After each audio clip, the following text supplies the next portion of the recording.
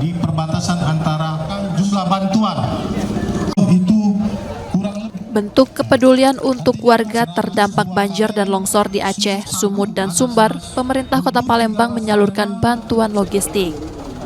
Bantuan terdiri dari 29 jenis kebutuhan, didominasi 40 ton beras, serta mie instan, gula pasir, dan uang tunai.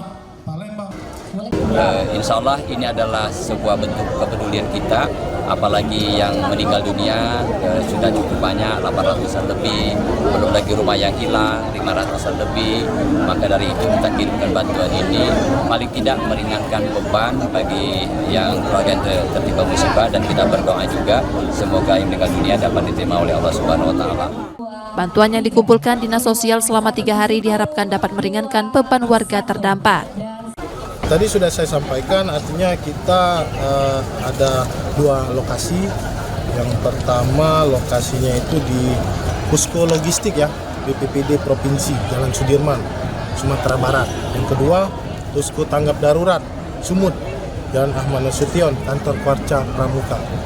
Dan untuk yang di Aceh, kita masih dapat informasi bahwa di perbatasan antara Medan dan Aceh itu di Kabupaten Langsa itu masih proses pembersihan jalan nasional.